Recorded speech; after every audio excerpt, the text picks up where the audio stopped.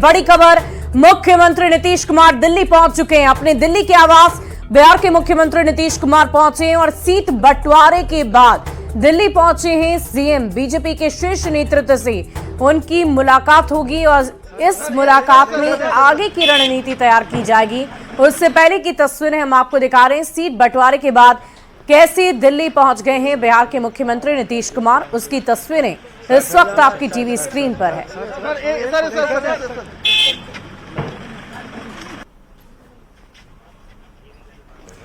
तो सीट बंटवारे के बाद दिल्ली पहुंचे हैं बिहार के सीएम नीतीश कुमार। इस वक्त की तस्वीरें आप देख पा रहे होंगे।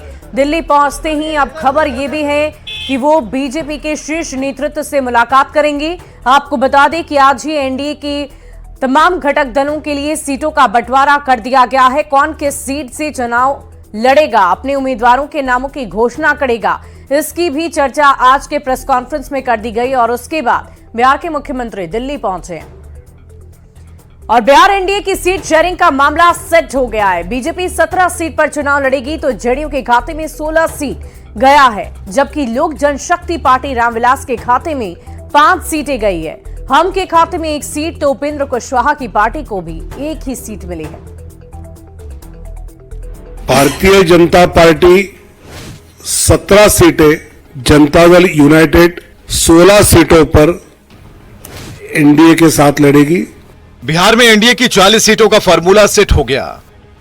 बिहार एनडीए के नेताओं ने संयुक्त प्रेस कॉन्फ्रेंस कर सीटों के बंटवारे की घोषणा की। बीजेपी 17 सीट पर चुनाव लड़ेगी तो जेडीयू 16 सीट पर चुनाव लड़ेगा। चिराग पासवान की पार्टी एलजेपीआर के खाते में 5 सीटें गई हैं, जबकि जीतन राम मांझी की पार्टी हमको 1 सीट और उपेंद्र कुशवाहा की पार्टी आरएलएम को 1 सीट मिली है। भारतीय जनता पार्टी 17 सीटें एनडीए के साथ लड़ेगी। जनता दल यूनाइटेड 16 सीटों पर एनडीए के साथ लड़ेगी। लोक जनशक्ति पार्टी 5 सीटों पर, हिंदुस्तानी अवाम मोर्चा 1 सीट पर और राष्ट्रीय लोक मोर्चा 1 सीट पर, ऐसे सीटों का बंटवारा हमने आपस में कर लिया है। किस पार्टी को कौन सी सीट मिली है यह भी जानिए। बीजेपी के खाते में 17 सीटें हैं, जिनमें पश्चिमी चंपारण, पूर्वी चंपारण, औरंगाबाद, मधुबनी, अररिया, दरभंगा, मुजफ्फरपुर, महाराजगंज, सारण, उजियारपुर, बेगूसराय, नवादा, पटना साहिब, पाटलिपुत्र, आरा, बक्सर और सासाराम। जेडीयू के खाते में कुल 16 सीटें गई, जिनमें वाल्मीकि नगर, सीतामढ़ी, झंझारपुर, सुपौल, किशनगंज, कटिहार,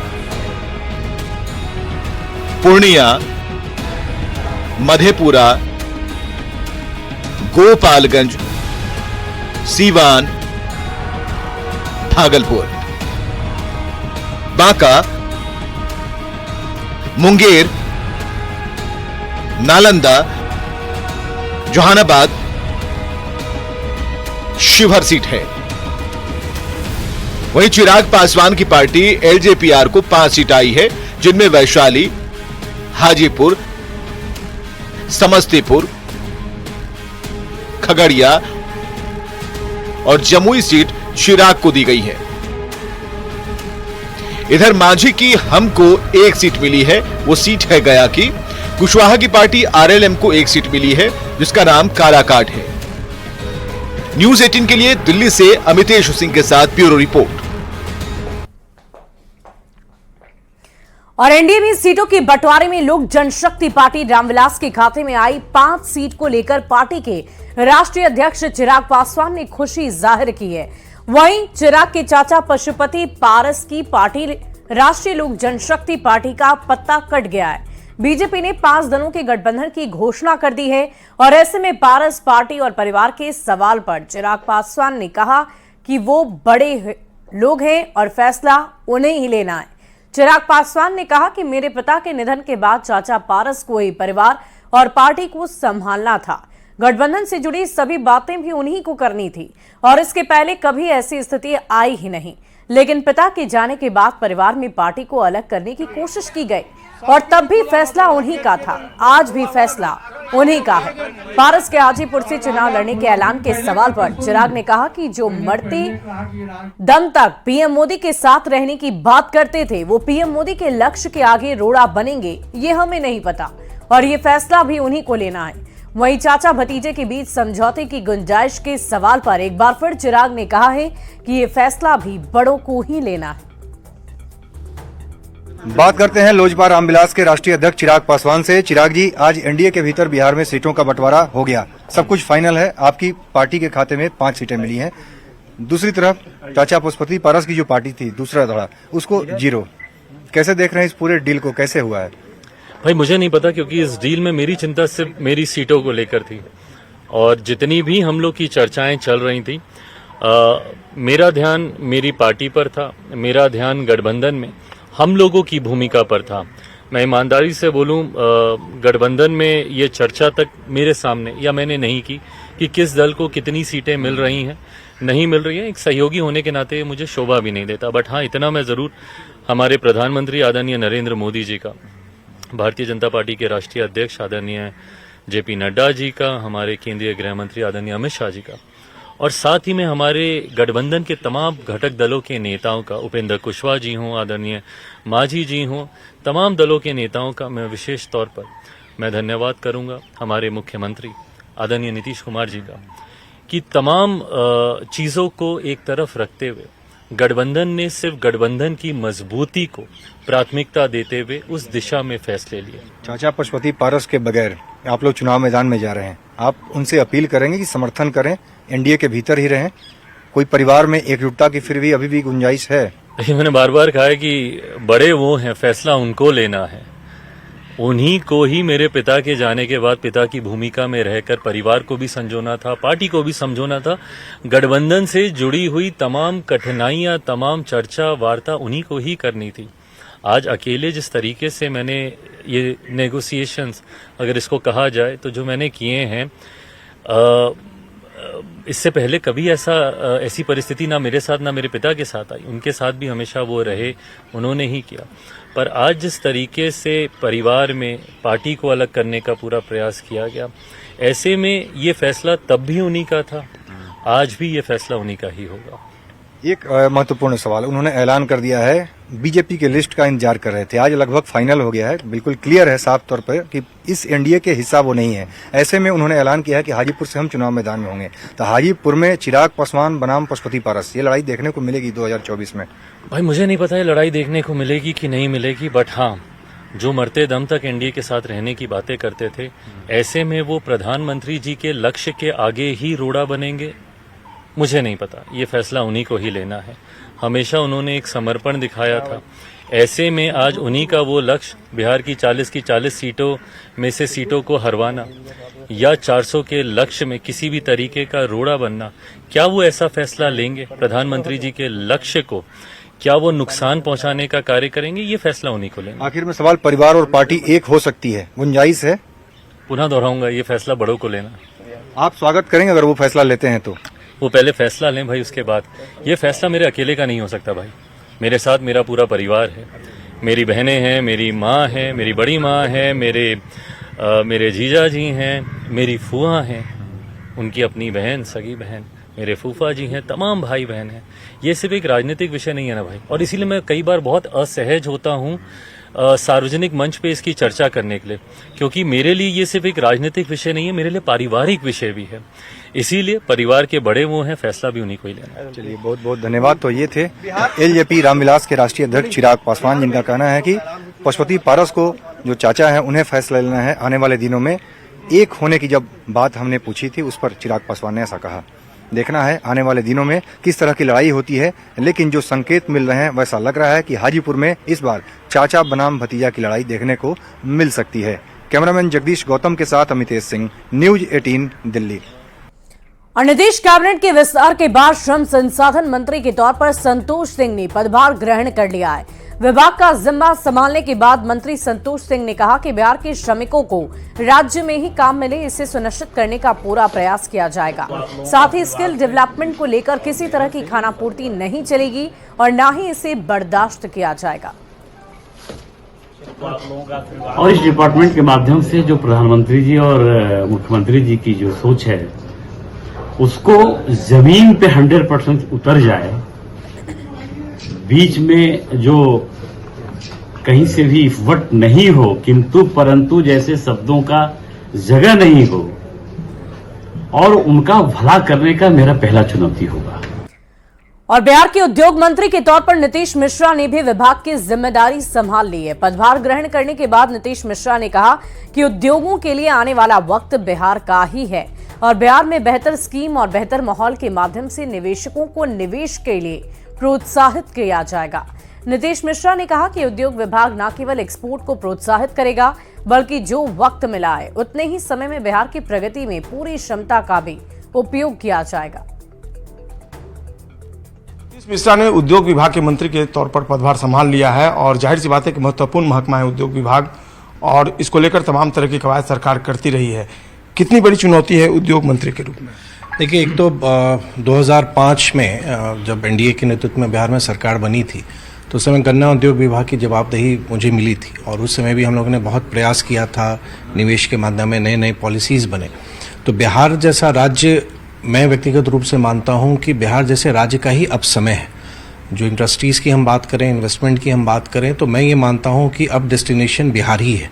कोई भी निवेशक अगर चाहेगा तो बिहार में अभी, जैसे अगर आप 2 दिन पूर्व के ही जो मंत्रिपरिषद के निर्णय हुए हैं 15 तारीख को, जो 2 नई पॉलिसी आई है, जो पॉलिसी थी, जैसे अगर हम बात करें तो अब एक्सपोर्ट को भी प्रमोट करेंगे, जो हमारी टेक्सटाइल्स वगैरह के लिए है, या अगर हम लेदर के लिए बात करें तो स्कोप बहुत है। एग्री बेस्ड की बात कीजिए तो मुझको लगता है, मैं अपने आप को सौभाग्यशाली मानता हूँ कि 2005-6 की जो यात्रा प्रारंभ हुई मेरी, आज पुनः मुझको माननीय मुख्यमंत्री जी के नेतृत्व में काम करने का मिला और आदरणीय प्रधानमंत्री जी का जो विजन है 2047 तक विकसित भारत के निर्माण का, उसमें उद्योग की बहुत बड़ी भूमिका होगी कि बिहार में जो इश्यूज़ हैं, और मुझको बहुत प्रसन्नता इस विषय को लेके है कि यंगस्टर्स में जिस तरह से अब स्वरोजगार की बात आ रही है।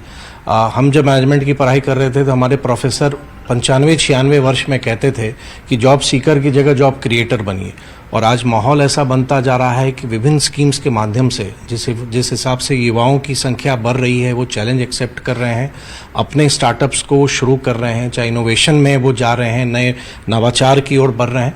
तो मुझको लगता है बहुत अच्छा समय है बिहार में एक औद्योगिक वातावरण बनाने के लिए। 2 माह तो अभी चुनाव में लोग रहेंगे तो बहुत कुछ नहीं किया जा सकता है, लेकिन मुझे विश्वास है, समय मुझे भी कम मिल रहा है क्योंकि फिर बिहार विधानसभा का चुनाव आएगा, लेकिन मेरी पूरी कोशिश होगी अपनी क्षमता का 100% दे के बिहार की प्रगति में मैं भी कुछ सहयोग कर सकूं, तो अपने आप को गौरवान्वित और सौभाग्यशाली समझूंगा। एक मात्र सवाल है कि निवेशकों को लुभाती है सरकार, लेकिन निवेशक को लाना उसके लिए अभी चुनौती बनी हुई है, तो क्या भारी संख्या में निवेशक आएंगे बिहार में, इंस्टीट्यूट करते हैं? देखिए, मैं ये मानता हूँ, मैं एक इन्वेस्ट इंडिया का डेटा देख रहा था और जब 1947 से लेके अगर आप हम 2014 तक की हम बात करें तो जितने निवेश भारत में हुए थे उससे कई गुना अधिक विगत 10 वर्ष में हुए हैं। 200 से अधिक देशों का निवेश बिहार देश में आया है। कहीं ना कहीं बिहार कुछ कारणों से, चाहे आप पोस्ट इंडिपेंडेंस कहिए या पोस्ट 90 आप कहिए, जब इंडियन इकोनॉमी ओपन हो रही थी तो बिहार ने उसको मिस किया, लेकिन मुझको पूरा विश्वास है कि केंद्र की सरकार और राज्य की सरकार मिलके एक ऐसा वातावरण बनेगा, एक परसेप्शन भी बनेगा कि बिहार की ओर लोग स्वतः आकर्षित होंगे। आप देखेंगे कि बिहार के ही लोग हैं जो अन्य राज्यों में जाके काम कर रहे हैं, लेकिन अगर हम एक ऐसा माहौल दे दें, हमारी स्कीम्स ऐसी बने कि इन्वेस्टर खुद बिहार में आना चाहेगा, तो बिहार के औद्योगिकीकरण को और एक वैसा पूरा इकोसिस्टम बनाने में बिहार को कोई नहीं रोक सकता। बहुत बहुत धन्यवाद बात करने के लिए। न्यूज 18 से माहौल और स्कीम की बात कर रहे हैं उद्योग मंत्री। देखना होगा आने वाले दिनों में उद्योग विभाग किस तरीके से बिहार में उद्योग स्थापित करने में कामयाब होता है। कैमरा पर्सन दीपक के साथ संजय कुमार, न्यूज 18 पटना।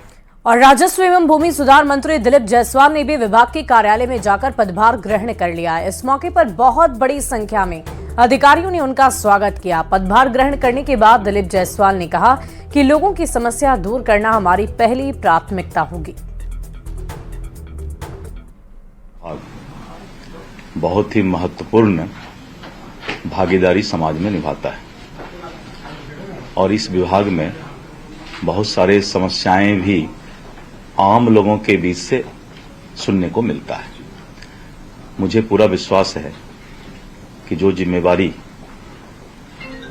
हमारे पार्टी के नेतृत्व ने और मुख्यमंत्री जी ने मुझे दिया है, इस चुनौती को स्वीकार करते हुए मैं इसे अवसर में बदलने का प्रयास करूंगा। और इसी बीच दानापुर से आपको बड़ी खबर बताएं। सिमरी बाजार में सीएसपी से लूटपाट हुई है। 2,60,000 रुपए की लूटपाट की गई। 4 अपराधियों ने पैसों का लूट किया है। एसबीआई के पास सीएसपी में घुसकर लूटपाट की घटना को अंजाम दिया गया। लूट की घटना सीसीटीवी कैमरे में कैद हुई। लूटकांड की जांच में पुलिस जुटी हुई है। तस्वीरें सीसीटीवी कैमरे की आप देख रहे हैं। 2,60,000 रुपए की लूटपाट की घटना को अंजाम दिया गया। 4 लोग आए और पिस्टल तान कर कैश का डिमांड कैश मांगे। दोनों डर से कैश ले। कितने की संख्या में लोग थे? 4 लोग थे। कितना कैश लूटा है? करीब 4 लाख। बीटा थाना क्षेत्र में 4 अज्ञात व्यक्ति एक बाइक पर सवार होकर एसबीआई के सीएसपी जो कि सिमरी बाजार में स्थित है और राजू कुमार द्वारा संचालित है, उसको पिस्टल का भय दिखाकर 2,60,000 रुपए की लूट कारित करके गए। कांड को दर्ज कर लिया गया है एवं सीसीटीवी इत्यादि खंगाले जा रहे हैं और तकनीकी माध्यमों से जांच जारी है। और इसी बीच पटना से बड़ी खबर आपको बताएं। लोकसभा चुनाव को लेकर निर्वाचन आयोग सख्त है। 1,11,000 की शराब को जब्त कर लिया गया है। 25,000 लीटर शराब जब्त की गई है। 2,22,000 रुपए का ड्रग्स जब्त हुआ। 24 घंटे में 912 संगीन मामले दर्ज हुए। बड़ी खबर आपको बताने निर्वाचन आयोग की तरफ से भी सख्ती कर दी गई है आगामी लोकसभा चुनाव को लेकर और ऐसे में लगातार जगह जगह पर जांच पड़ताल जारी है, जिसके अंतर्गत 2,22,000 रुपए का ड्रग्स जब्त हुआ है। 24 घंटे में 912 मामले दर्ज हुए हैं।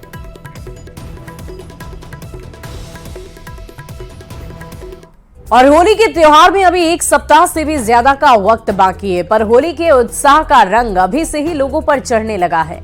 जो लोग अपने घर से दूर हैं, वे अब घर लौटने लगे हैं, पर रंगों के त्योहार की रौनक में भंग डालने की भी कोशिश लगातार की जा रही है। कई ऐसे लोग हैं जो दूसरे राज्यों से बिहार आ रहे हैं, वो अपने साथ शराब की बोतल भी ला रहे हैं। दिल्ली से दरभंगा के कुशेश्वर स्थान आ रहे एक ऐसे ही यात्री के झोले से शराब की बोतल बरामद की गई। बताया जा रहा है कि बस में सवार कर रहे लोगों को शक हुआ कि आरोपी यात्री के झोले में कोई आपत्तिजनक सामान है, जिसके बाद उसके झोले की तलाशी ली गई। तलाशी में झोले से शराब की बोतल बरामद हुई है, जिसके बाद उसे बस से उतार दिया गया और स्थानीय पुलिस को मामले की सूचना दी गई। ऐसे में देखना होगा कि इस तरह के लोगों की पहचान पुलिस कैसे करती है और शराब की तस्करी को कैसे रोक पाती है। होली को देखते हुए, आने वाले चुनावों को देखते हुए फिर से कहना चाहूँगा कि सीआईएसएफ के बलों के साथ लगातार सघन चेकिंग चल रही है। सारे जो भी पब्लिक प्लेसेस हैं, रेलवे स्टेशन हो, बस स्टैंड हो, उन सब पर कड़ी निगरानी रखी जा रही है। जो भी इस तरह के कारोबारी हैं उन पर कार्रवाई जारी है। शराब की खेपें बरामद हो रही है, लोग हिरासत में लिए जा रहे हैं, जेल भेजे जा रहे हैं और कड़ी कार्रवाई की जाएगी। वीडियो को देखने से आपको क्या लगा सर? जो आपने वीडियो देखा है उसमें क्या लगा आपको? क्योंकि एक नया तरीका भी हो सकता है। देखिए, उससे सत्यापन नहीं हो पाया है वीडियो का अभी, कहाँ का है, किस जगह का है, किस समय का है, किस बस स्टैंड का है। और इस वक्त की बहुत बड़ी खबर का रुख कर लेते हैं। बीपीएससी टीआरई 3 पेपर लीक कांड को लेकर बहुत बड़ी खबर सामने आ रही है। पेपर लीक मामले में बहुत बड़ा खुलासा हुआ है। बार कोडिंग के पहले ही क्वेश्चन पेपर लीक हो गया था। ईओयू की जांच में ये बहुत बड़ा खुलासा हुआ। जांच में कई अहम तथ्य भी सामने आए हैं। शक के घेरे में आयोग और प्रेस। बहुत बड़ी खबर आपको बता रहे हैं। आपको बता दें कि बीपीएससी की तरफ से कहा गया था कि जब तक इस बात को प्रूफ नहीं कर दिया जाता कि क्वेश्चन पेपर लीक हुआ है, तब तक तब तक इस परीक्षा को रद्द नहीं किया जाएगा। और इसी बीच ये बहुत बड़ी खबर आपको बता रहे, बार कोडिंग के पहले ही पेपर लीक हो गया था। इस पूरी खबर की अधिक जानकारी के साथ संवाददाता अमित हमारे साथ फोन लाइन पर है। अमित, क्या जानकारी है? देखिए, बीपीएससी टीआरई 3 का जो पेपर लीक हुआ था, उस मामले में यूयू का अनुसंधान लगातार जारी है। यूयू के एडीजी नैयर हसनैन खान के तरफ से एक विशेष टीम का गठन किया गया है, जिसमें एसपी साइबर जो है उनके नेतृत्व में एक टीम का गठन है। 8 सदस्यीय टीम है, वो लगातार अनुसंधान कर रही है। और अनुसंधान के दौरान ही ये बात सामने आई है, जो सबसे बड़ी खबर न्यूज 18 अपने दर्शकों को बताने जा रहा है कि बार कोडिंग के पहले ही प्रश्न पत्र जो है वो लीक हो गया था। बार कोडिंग जब होती है उसके बाद प्रश्न पत्र लीक होता है, तो उससे ये साफ होता है कि यह बार कोडिंग जो है वो किस सेंटर का है और कौन से कमरे में इसको डिस्ट्रीब्यूट किया गया है, जहां से प्रश्न पत्र लीक हुआ है। लेकिन जो प्रश्न पत्र जो है हजारीबाग से यूयू ने बरामद किया था, उस सेंटर से जहां पे बड़ी संख्या में अभ्यर्थियों को बैठा करके तैयारी कराई जा रही थी, क्वेश्चन रटाया जा रहा था, आंसर रटाया जा रहा था, तो वहां से जो प्रश्न पत्र बरामद हुआ है उसमें बार कोडिंग नहीं है। यानी कि ये प्रिंटिंग होने के लिए जब गया था, उसी दौरान जो पेन भेजा गया था प्रिंट करने के लिए प्रिंटिंग प्रेस में, वहीं से ये प्रश्न पत्र लीक हुआ है। और बीपीएससी के अधिकारी और प्रिंटिंग प्रेस के जो कर्मी हैं, उनकी मिली भगत से ये प्रश्न पत्र जो है वो लीक हुआ है। अब इसकी जांच जो है वो एसआईटी कर रही है यूयू की, और जो यूयू के जो सोर्स है, हमारे आधिकारिक सोर्स है, उनसे जो जानकारी। चलिए अमित, ये देखने वाली बात होगी कि आगे इस मामले में और क्या क्या नए खुलासे होते हैं। लेकिन इस वक्त सभी अभ्यर्थियों का भविष्य अधर में नजर आ रहा है कि परीक्षा रद्द होगी या परीक्षा जो उन्होंने दी है उसका रिजल्ट भी आएगा या नहीं। फिलहाल इस बुलेटिन में अभी के लिए बस इतना ही। आप बने रहे न्यूज 18 बिहार झारखंड के साथ। Bharat is rising. अब भारत की विकास यात्रा